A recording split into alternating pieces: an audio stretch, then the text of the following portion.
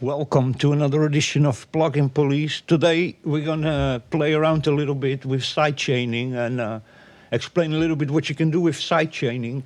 In this case we're gonna use compressors, but you can apply the same also on dynamic equalizers.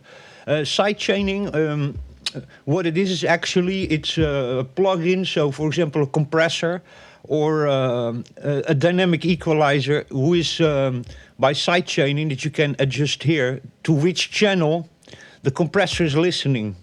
And what it then can do, for example, it can dynamically adjust itself. So in the case of a compressor, we can here, for example, we can use sidechaining by doing the next thing. We have here two bass loops running, and when you place a bass loop and a drum loop on top of each other, you will get interference frequencies because both a kick drum and a bass drum are all in the low mid range.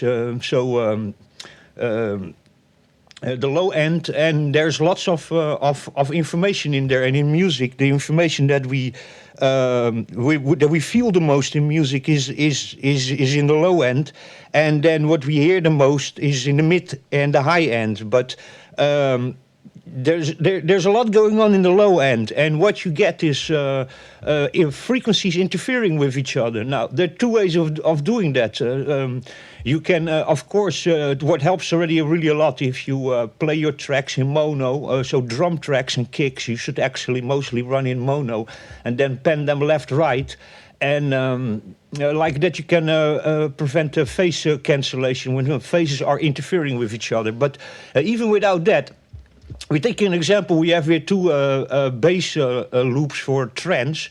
I have it just standing alone now on 120. Should actually be a little bit higher pitch this, but like this you can actually listen much better when it's in a lower BPM. I'll let you play, and then we'll play a drum loop on top of it, and then you will see that the frequencies are overlapping each other. They're interfering with each other, and it sounds actually very muddy. So I'll let you listen here. This is just the bass loop.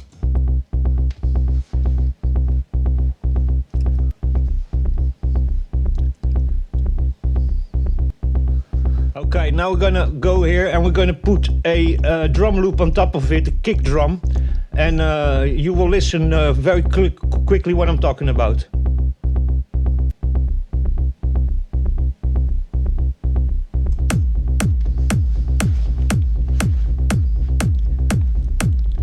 Listen, it's very muddy, and the kick drum is the frequencies are interfering with the bass drum. Of course, because a bass loop is always very continuous. There are no stops in it, so it's continuous and doesn't really have so many transients in there. Like the kick drum has, of course, a transient in it, but there's also a stop in it and a little bit of space between it. A bass doesn't have that. A bass line. So as you can listen, this sounds very, very, very muddy. Okay. Now what we can do is, like I've done over here, we could use a dynamic equalizer, and then with a high pass, low pass, high pass filter, we can here start like, for example, of the kick drum or of the bass, we can like take a part of the low end away, and then see.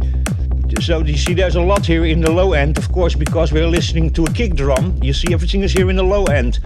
So we cannot really take that away, because we're gonna completely then, how do you call that? Listen. And the same problem is with that bass line. This is then the kick drum, but that bass line has also all this frequency in there. Now what we could do is, for example, we could throw on the bass drum, we could throw a high pass filter and an equalizer and take all of that away. But you take a lot away also of the low end, and when you just cut a frequency like this, I don't advise you so quickly to do that with the EQ, because there's a lot of things that you take away also from that bass drum. It starts sounding very strange when you do this. So we're gonna approach this in a different way. By the way, Dynamic Eq also have sidechaining, so you can let this one also listen to a track and dynamically adjust itself to another track that's playing. By, for example, we're now playing 3 here. We have the Dynamic Eq here on 3. We can say let him listen to track 1, and he's gonna automatically, dynamically, of course it depends on which preset you are using, but starts adjusting itself and dynamically adjusting itself to what's playing on track 1. So let's just try that master enhancer. So, you know, that is what you can do with the Dynamic Eq also by using sidechaining. And you can also put a reference track there and let the Dynamic Eq follow a reference track, and then the Dynamic Eq, of course, with the right preset also and the right adjustments, can then follow your reference track and adjust the equalization a little bit according to it dynamically. There you go. But anyway, what we're going to do is, have I still this on default? Yeah, I have this on default. Okay. Let me, by the way, take this sidechain away now, because sometimes you don't want sidechaining. So, but there you go. But what we're gonna do is this. We're gonna adjust here compressors. So I put it to two unfiltered audio zip compressors, and what I've done is this. We have one compressor here on track 1 and on track 2. Both of them are bass lines. What I have done is this. I have adjusted this like this, that both compressors are listening to side 3 on sidechain. So there's sidechain to track 3.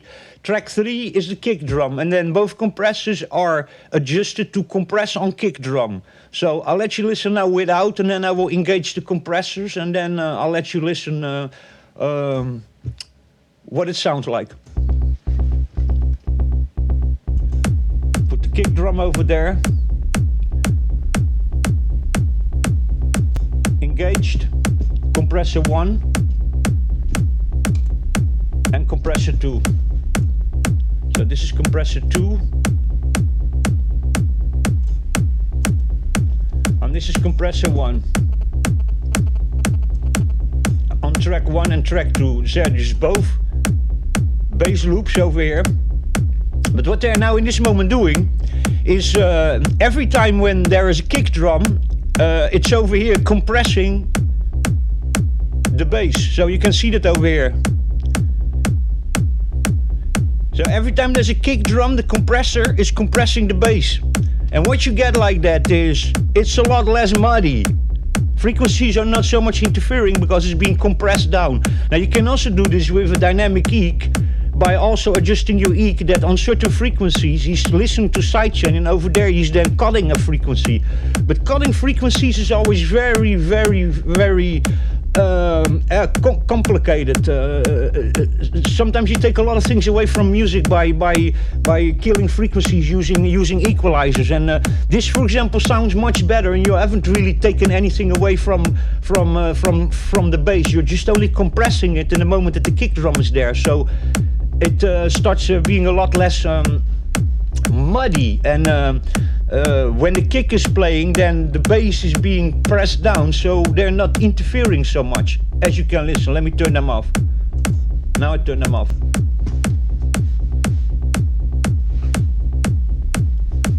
Listen how much more muddy that is.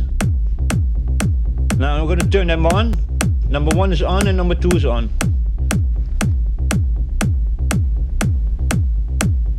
You can also do a little bit of automatic gain compensation.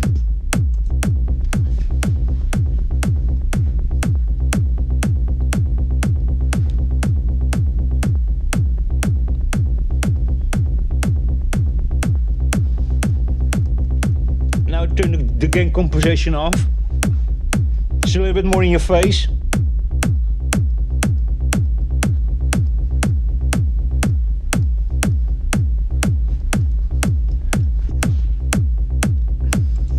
So there you go. There is sidechaining in a nutshell. Then I'm going to go also more into sidechaining by using Dynamic Eqs. So here we can do that also. We can sidechain this one. Let me put here a preset over here that we do master enhanced setting.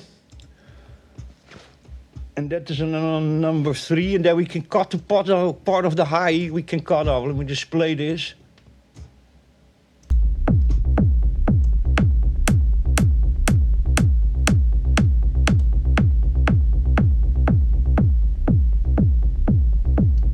That you can also do if you want with a high pass filter.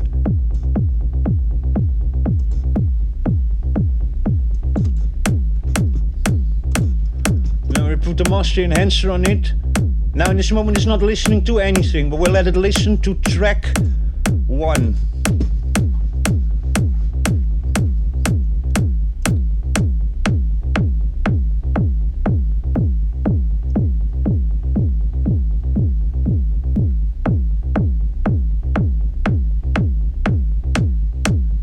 I think it's about the nicest on about 8K or something, it's 7 to 8K. Cut a little bit of the high frequency away. I like that, throw a little saturation in it. Maybe analog signal, a little less. So there you go. You can use these things in your advantage. By doing all sorts of things, and I know that there are many dynamic equalizers who really can, by sidechaining, dynamically listen to another track and adjust a little bit the EQ according to that. So that's also an advantage of sidechaining. So sometimes it works, sometimes it doesn't. Also, sometimes it's just better to have like an EQ and a compressor. Also, sometimes it works, sometimes it doesn't. You know, there are also situations where sidechaining, when you start sidechaining it, you have it in the wrong preset or in the wrong settings, or just on a track where it doesn't make any sense. You know, if you just do a normal compression in many parts, you don't need to, for example, use sidechaining. But in this condition over here, you need, because both the bass and the drum loop are interfering with each other. Let me give another example over here. We get another drum loop over here. And you can again listen. And now, both compressors are not sidechaining. So, listen.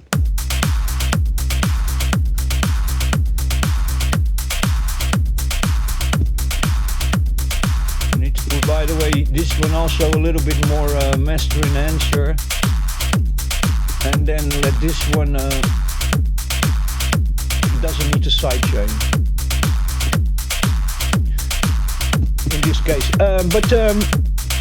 Now I will change here the sidechain, and I'll let them compress on the fourth. But so that's the fourth, and this one also sidechain to channel 4. And now again you can listen that it's much more clean, much less muddy. So you can also really see that it's, if you look here to the waveforms, you can see that he's literally, when the line passes over it, the compressor is exactly compressing when the bass here is running. When the kick drum is running, the compressor is compressing the basses here, both bass lines. So there you go. And then there's also several other applications where you can use sidechaining also to just listen into tracks. And it depends also what kind of preset you're using. So there are some presets where it works really well. We can also, by the way, go into something else. It's called ducking. Let me actually do that. That's actually pretty interesting also. Go back to the other one, because the other bass drum is cleaner without hi-hats and percussion, so you can listen a little bit better the result over here. We're going to set now the compressors to is ducking. Let me see where I can find ducking.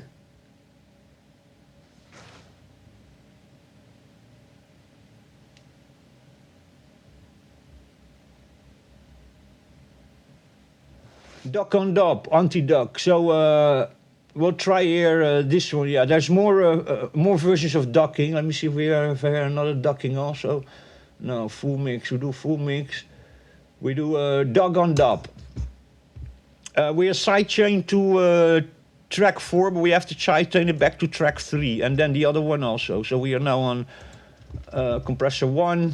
Compressor 2 needs to be also to 3. Yeah, that's 3. That's correct. This one also to 3. Okay, and this one's compressor on kick drum, but we have to set one also to full mix, and then duck on dub. Okay, I'll let you listen again. First, listen only the bass.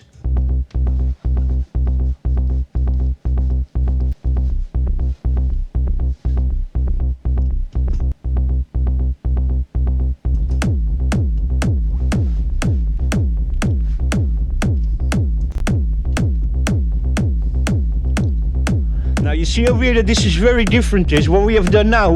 Now it's a little bit different. Now it's not compressing on kick drum, but now it's ducking. So it's actually trying to not just push it down, but duck under it. And it sounds very different.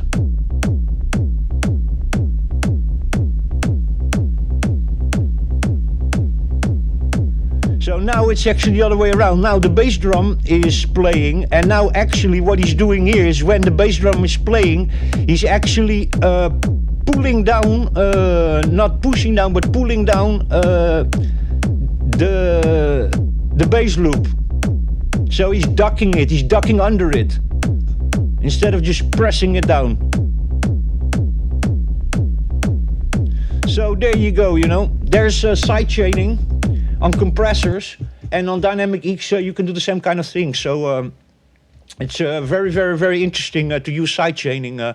Experiment really with it, to use reference tracks, because many dynamic EQs can listen to another track with certain presets and can then dynamically adjust themselves according to that track. So you know, you can by that let a little bit. For example, you do bass dynamics, then the EQ is listening to the other track and is adjusting the bass, the dynamics for the bass in the track to fit in, you know, to the other track, you know. So sidechaining makes both equalizers and compressors extremely dynamic. So not all compressors can do it, but many compressors can do it. Not all EQs can do it also, but the more advanced EQs can do sidechaining. And it's many times much better to use sidechaining to, for example, when you have muddy sounds, then instead of with the equalizer start taking away frequencies, because when you take away frequencies, sounds starts sometimes really sound artificial. So it's not just thinking like, oh, okay, I take here the low end away from a track, that now automatically everything is going to be fine. Because sometimes when you then all put it in a mix, then there's just something wrong with that bass, because you have taken too much low end away from it. And it's better to just have it like a compressor who is compressing it dynamically over the kick drum, or a dynamic EQ who's dynamically adjusting the dynamic range of bass or low end of your kick according to a reference in another audio track or in a reference track. So even a master of somebody else, a good master. So, but there you go. That's sidechaining in a nutshell. We're going to a little bit play around still also with do it really with dynamic EQs, but this is just a quick explanation how you can do it with compressors. And of course you need a more advanced compressor to do things like but many compressors have in their presets, they have things like duck on dub and compress on kick drum and those kinds of settings. And even many dynamic EQs have these kinds of settings also. And watch well your spectrogram, you can see very good sometimes the way audio is behaving, that sometimes the sidechain really works on an EQ and sometimes it doesn't. And that goes the same for compressors. You know, on your master many times you don't really need, for example, a sidechaining, because you're on the master, you're doing everything at the same time. But you can then still do something. You can put then a reference track in there and let the equalizer and the compressor listen dynamically to your reference track to dynamically change a little bit the settings and the sound of the equalization and your compressor. So, but there you go, sidechaining on compressors, and we're still going to do also a little bit more dynamic equalizers with sidechaining. So there you go. Hope you enjoyed it. Until the next time, stay safe, take care, and I'll catch you in the next video.